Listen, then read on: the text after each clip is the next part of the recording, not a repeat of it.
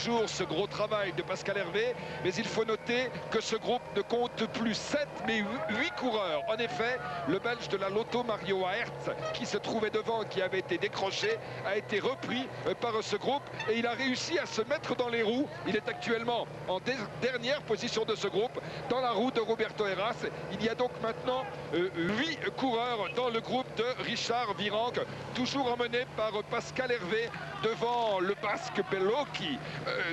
Virenque 3e position, Beltrán 4e, Escartine 5e, Heras 6e, Jiménez 7e et donc Mario Aerts en 8e position. Les conditions météo n'ont pas changé, toujours la pluie qui tombe peut-être un peu moins fort que tout à l'heure et le brouillard et cette chaussée très mouillée alors que nous sommes dans vraiment les tout derniers kilomètres de l'ascension de l'Aubisque, puisque il y a un bon moment maintenant que nous sommes passés à Courette. Nous allons essayer de nouveau de nous arrêter pour refaire un pointage de temps qui sera ensuite intéressant à comparer par un autre que nous pourrons faire bien sûr au sommet de l'Aubisque. Voilà, nous sommes arrêtés. Top, à vous Patrick, nous faisons un nouveau pointage.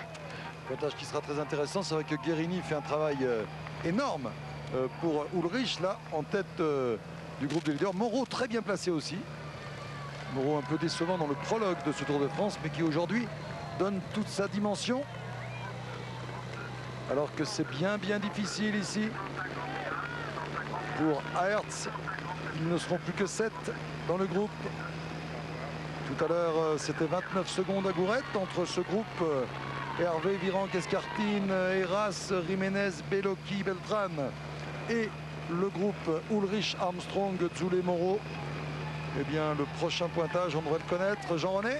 Patrick, l'écart a augmenté, nous sommes à plus de 45 secondes et ils ne sont toujours pas passés devant mon point de repère. Attention, les voici qui arrivent. Top! Il y a 52 secondes, Patrick. 52 secondes.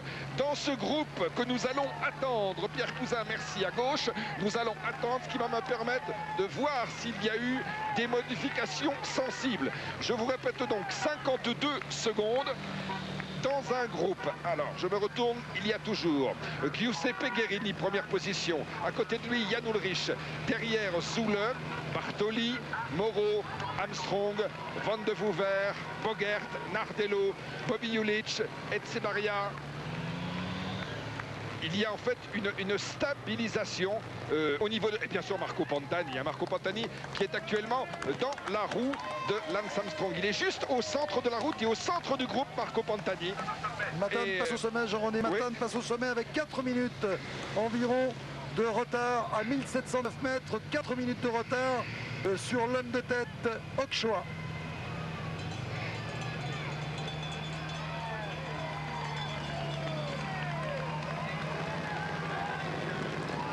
Pascal Hervé s'est maintenant mis un petit peu plus en retrait dans ce groupe. Les équipiers d'Escartine et de Virenque, donc Pascal Hervé et Heras sont là en dernière position, ce qui n'est peut-être pas très bon signe pour ce groupe. C'est vrai que l'écart a augmenté, il est de 52 secondes, mais il faudrait plus pour résister au retour du groupe Armstrong dans la descente. Attention Escartine, il semble qu'il s'en va. Accélération d'Escartine, Richard Virenque se retourne. Il va y aller. En tout cas, tenter d'y aller. Finalement, c'est Beltrán qui va y aller, suivi de Bellocchi. Pascal Hervé vient se replacer devant Richard Virenque. Alors, est-ce que Richard Virenque fait cela pour regarder l'état de forme de ses adversaires ou est-ce qu'il a un petit peu de mal ?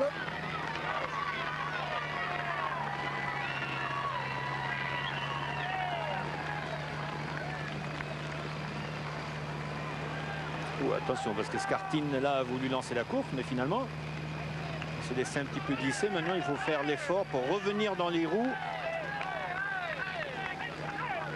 Alors, Richard Virenque s'offre-t-il un petit moment de récupération? Est-il un peu en difficulté? Réponse dans quelques hectomètres. Non, il ne semble pas vraiment en difficulté. Non, je pense qu'il s'offre un petit moment de récupération avant le sprint pour le Prix de la Montagne. Exactement, il ne s'est pas inquiété de l'accélération d'Escartine. En tout cas, c'est Ochoa qui devrait porter le maillot à poids demain, alors que Pascal Hervé prend à nouveau ses responsabilités d'équipier. Si Richard Virenque n'était pas bien, Pascal Hervé n'imposerait pas un rythme. Jean-René. Oui, nous sommes revenus à hauteur du groupe de Richard Virenque. Richard qui est actuellement en avant-dernière position dans la roue de Jiménez et juste devant Roberto Heras. Écoutez, franchement, je viens de bien observer de Richard Virenque. Je ne vois pas sur son visage de traits apparents laissant penser qu'il puisse connaître une période difficile ou un moment de défaillance dans cette ascension. Et le fait, vous le soulignez à juste titre, le fait que Pascal Hervé mène le train laisse à penser que Richard Virenque monte à son rythme ce col de l'Aubisque. À l'instant, le groupe de Richard Virenque passe devant le panneau indiquant sommet de l'Aubisque 1 km. Et il faut noter que le groupe là vient de récupérer Odriozola de la Banesto qui appartenait aussi au groupe qui précédait. Eh bien, Odriozola qui vient à l'instant de se caler donc dans le groupe Virenque-Escartine. Odriozola qui s'est mis devant Jiménez. Voilà, Richard Virenque qui est juste devant nous. Il faut noter que Richard porte toujours une espèce de veste de survêtement à manches courtes ouverte.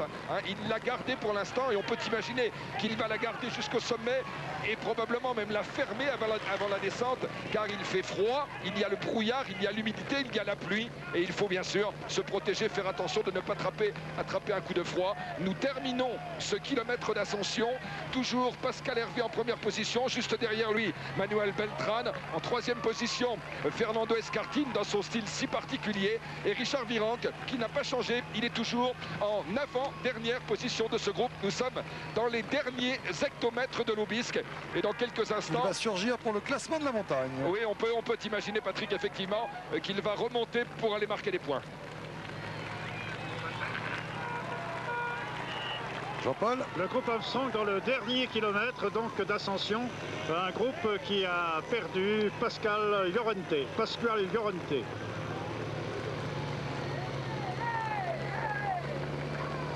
Deux coureurs de la Polti dans ce groupe, donc Virenque et Hervé. Deux coureurs de la Kelme, Heras Escartine. Un Banesto Jiménez, un Festina Bellocchi, un autre Banesto Odriozola. Il y a donc deux Banesto maintenant, puisque Odriozola a été repris par ce groupe. Et un Mapei avec Beltrán.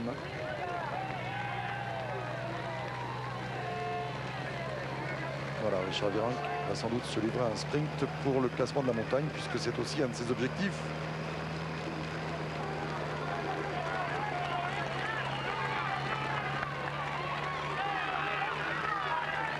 Le voici aux avant-postes.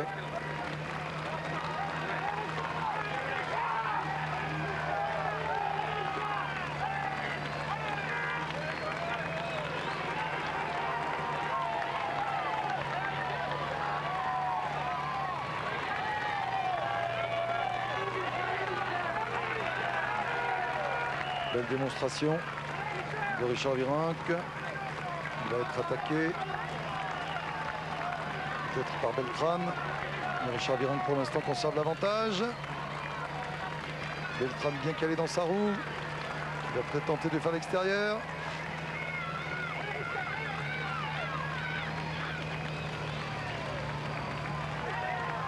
Toujours Richard Virenque qui revient sur un des membres des premières échappées. Atienza repris. Richard Virenque accélère toujours. Il est bien loin ce sommet. À plus de 10 minutes d'Ochoa qui a beaucoup à jouer pour l'étape. Il fait un grand numéro Ochoa. Voilà Richard Virenque qui va passer sans trop de problèmes.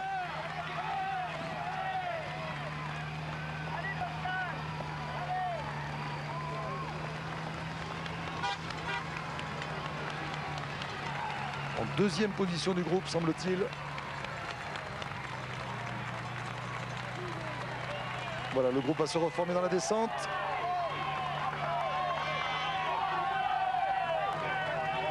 Et on va mesurer donc l'écart entre ce groupe et le groupe Ulrich Armstrong. Jean-René. voici, donc nous allons descendre bien sûr avec le groupe de Richard Virenque. Nous voici partis dans cette descente. Il y a vraiment beaucoup de brouillard. Je vous assure que la visibilité est extrêmement réduite et avec de nouveau cette pluie cinglante glaciale qui nous frappe le visage. La chaussée bien sûr